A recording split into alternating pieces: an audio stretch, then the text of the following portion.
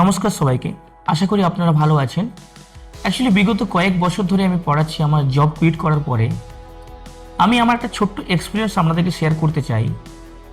আজকের সময় অনুযায়ী আপনি কি চান আপনার ছেলেমেয়েরা শুধুই পরীক্ষাতে যেন ভালো নাম্বার পায়? এটা কি আপনার চাহিদা?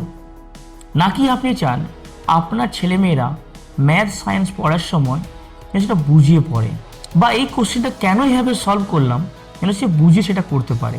মিনস প্রবলেম সলভিং বা critical thinking is very important as per our current situation. আপনি কোনটা চান? শুধুই নাম্বার, না নাম্বারের সাথে নিজেকে সে গ্রুমিং করতে চেষ্টা করছে পড়াশোনার সময়? নাকি ম্যাথ বা সায়েন্স পড়ার সময় সে এটা বোঝার চেষ্টা করবে why do I study in that way, বা why do I solve in that way? If you want, then definitely this course is very beneficial for you, because inside this I will add so many case based question.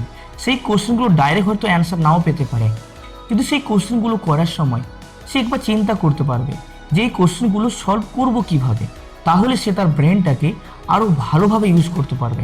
এই জন্য olympiad math খুবই গুরুত্বপূর্ণ as a student. আগামী 4 মান্থের মধ্যে 700+ quality question আপনি পাবেন, যেই কোশ্চেনগুলো হয়তো আপনার বইয়ে নেই। দেখুন, এই কোশ্চেনগুলো সলভ করার সময় এটা বুঝতে পারবেন যে অ্যাকচুয়ালি আপনার ছেলেমেয়েরা চ্যাপ্টার মুখস্থ করেছিল না চ্যাপ্টারটা বুঝেছিল। এর ম্যাক্সিমাম কোশ্চেন হয়তো আপনার বইয়ে নাও থাকতে পারে, সিলেবাস একই, কিন্তু ডিফারেন্ট টাইপ অফ কোশ্চেন আছে। তো সেই কোশ্চেনগুলো সলভ করলে আপনার ছেলেমেয়ে লং টার্মে বেনিফিটই হবে। এবং আরেকটা কথা, শুধু ম্যাথ সলভ করাটা নয়, টাইমের মধ্যে। তাই জন্য আপনাকে কিছু স্মার্ট ট্রিক্স বা কিছু বৈদিক ম্যাথের ট্রিক্স আপনাকে শেয়ার করব। সেই ট্রিক্সগুলো কীভাবে শর্টকাটে আপনি অনেক কোশ্চেন করতে পারবেন।